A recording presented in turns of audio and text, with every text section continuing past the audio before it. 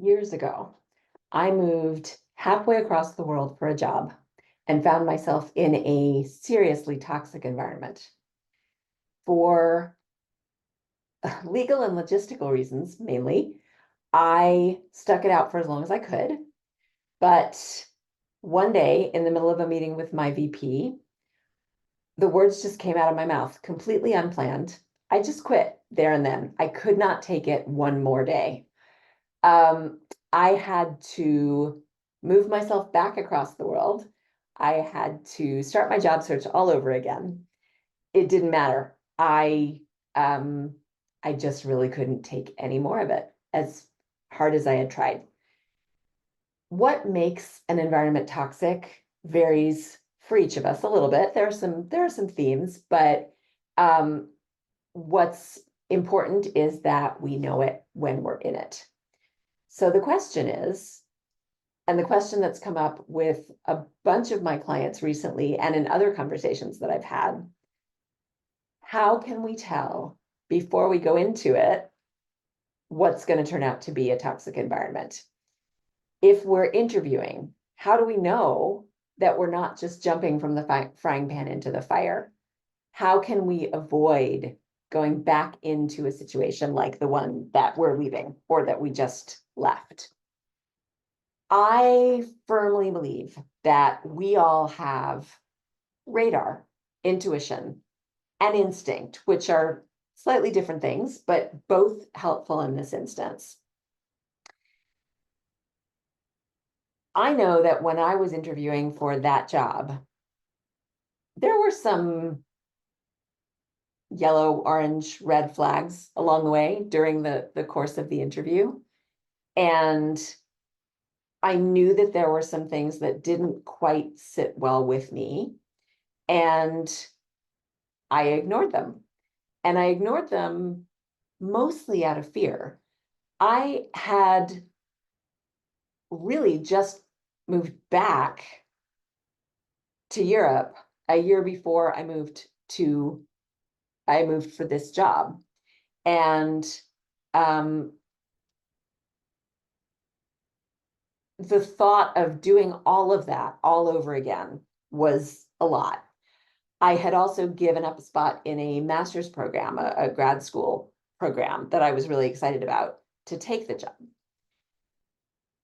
Having done all of that,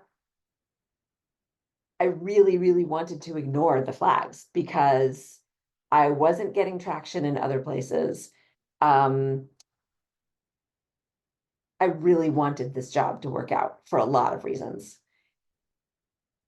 And yet, what happened after I accepted was so bad that I ended up, first of all, in tears a lot of the time. I would just go home from work and I would cry because it was just so awful. Um, it's also the last time I ever made a major decision the way I did with that one. This was, and I've talked about this before, it came down to head versus heart. My heart told me not to take the job, to go to the grad program. My head said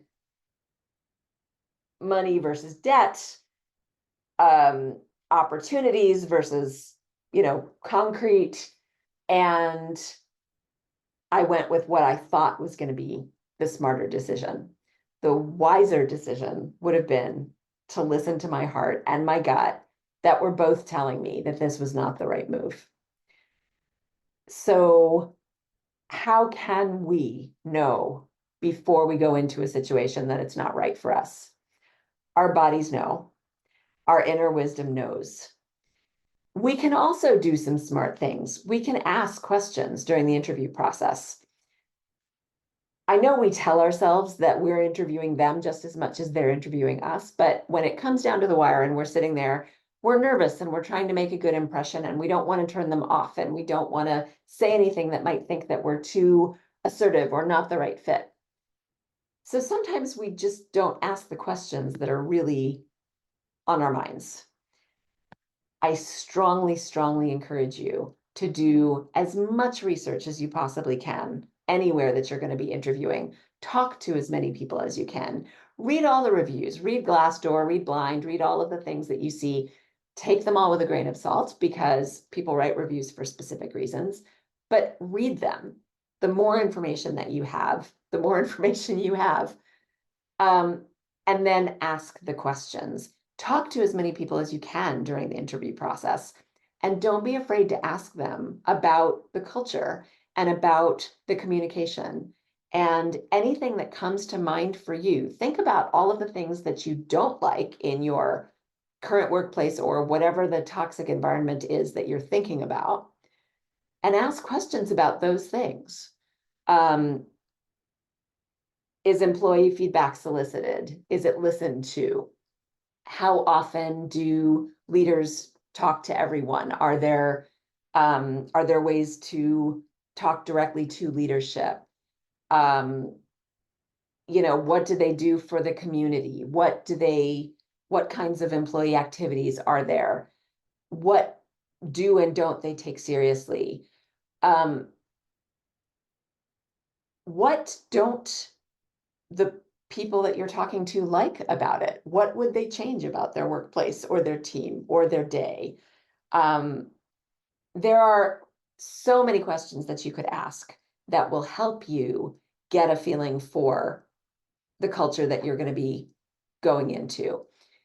The other piece of it is, and a client and I just talked about this the other day, you have intuition and you have a good gut. You just need to be able to rely on it. So when you're asking these tough questions in the interview process, observe how they answer. You will know if they're being, as she put it, cagey, or if they're not being authentic, if they're not being genuine, if they're trying to keep something from you, if they're not giving you the full answer. You will see it unless they're superlative actors. Most people aren't that good at hiding things. So there will be some something that will just give it away and let you know. And that should be your at least yellow flag, if not a red flag. If you've developed a rapport with this person, see if you can dig a little deeper. If you can't, that's a sign that you should think about. There's always risk versus reward, and maybe there are little things that you can ignore that aren't a big deal. And sometimes there are things that we think aren't going to be a big deal and they turn out to be later, and there's no way we could have known. No job is ever going to be perfect, and no workplace environment is ever going to be perfect. The important thing is to learn from what happens and to learn from your experience and to give yourself a break if there are things that you absolutely could not have foreseen. And just to move on to the next step, and also not to stay in the toxic environment when you have any possible way of getting out. I know that's complicated. I know there's a lot more to talk about here, but I don't want to make this video any longer. So send me your questions, send me your comments, and we will talk more about this.